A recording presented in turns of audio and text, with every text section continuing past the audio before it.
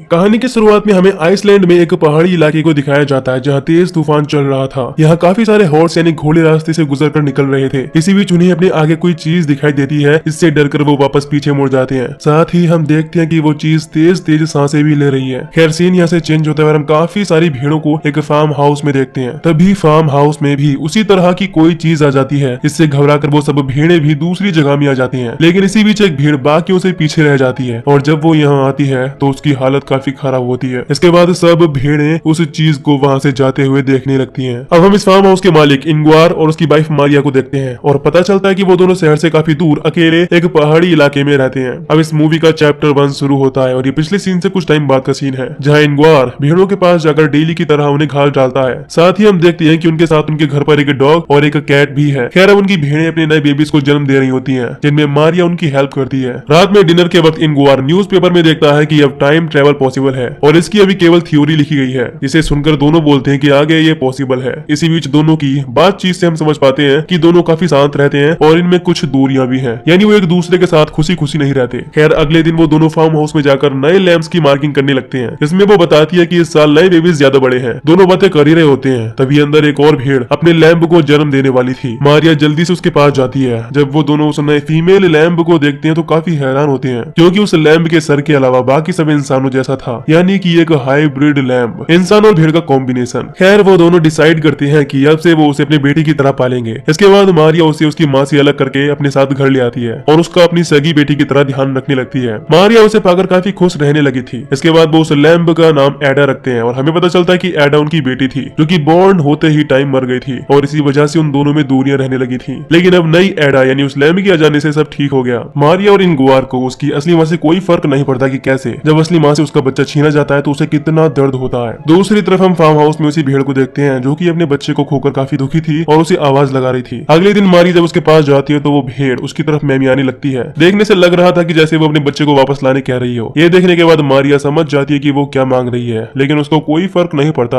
और वो वहाँ से चली जाती है। शाम के वक्त मारिया एडा को अपने गले लगाकर घूमने लगती है। साथ ही इंग्वार ये देखकर उसे कुछ नहीं कहता, लेकिन वो कहीं ना कहीं जानता था कि ये सब गलत है, पर फिर भी वो मारिया की हाँ में हाँ कर देता है। अगले दिन इंग्वार फार्म हाउस में जाकर देखता है कि उस भीड़ ने अपनी रस्सी तोड़ ली है और वो वहाँ से गायब है। इधर मारिया घर के बाहर देखती है कि वो भीड़ विंडो के पास आकर अपने बच्चे को आवाज लगा रही है। तभी यहाँ इंग्वार भी आ जाता है और दोनों मिलकर उसे यहाँ से फार्म हाउस की तरफ भगा देते हैं, लेकिन फिर भी वो भीड़ वापस घर के पास आकर चिल्लाने लगती है। दोनों उसकी आवाज से परेशान होकर विंडो के शीशे ही बंद कर लेते हैं और बिल्कुल उसे अनदेखा कर देते हैं। अगले दिन मारिया ट्रैक्टर से अपने खेतों की तरफ निकल जाती है और इंग्वार अपने फार्म हाउस में काम करने आ जाता है, लेकिन इसी बीच वो घर का गेट बंद करना भूल गया था। जब वो दोनों घर पर आते हैं तो उन्हें एडा कहीं नहीं मिलती, जिसे लेकर दोनों काफी घबरा जाते हैं। इसके बाद दोनों उसे घर के आसपास भी चेक करते हैं, लेकिन वो कहीं नहीं दिखाई देती। आगे वो पहाड़ों की तरफ जाकर देखने लगते हैं। काफी आगे उन्हें एडा मिल जाती है अपनी असली माँ के साथ, यानी उसकी माँ ही उसे लेकर यहाँ से जा रही थी। मारिया एडा को उठाती है और वापस से घर की तरफ जाने लगते हैं। साथ ही वो भीड़ उनके पीछे आने लगती है। तब मारिया उस पर चिल्लाकर उसे भाग जाने को कहती है। इसके बाद दोनों उसे घर लाकर सुला देते हैं और यहीं से मूवी का चैप्टर 2 शुरू होता है। और ये भी कुछ टाइम आगे की कहानी है, जहाँ मारिया अब एडा का और भी ज्यादा ख्याल रखने लगी थी। दूसरी तरफ हम कुछ लोगों को देखते हैं जो कि गाड़ी के बोनेट में एक आदमी को पकड़कर लाए थे और उसे इसी पहाड़ी इलाके में छोड़कर चले गए। इसके बाद वो आदमी अब इंग्वार के घर की तरफ आ रहा है। इधर रात में मारिया को भीड़ों के डरावने सपने आने लगे थे। जब उसकी आंख खुलती है तो वही भीड़ घर के बाहर खड़े होकर अपने बच्चे को आवाज लगा रही थी। ये देखकर मारिया काफी ज्यादा गुस्से में आ जाती है और फार्म हाउस से गन लाकर उस भीड़ को शूट करके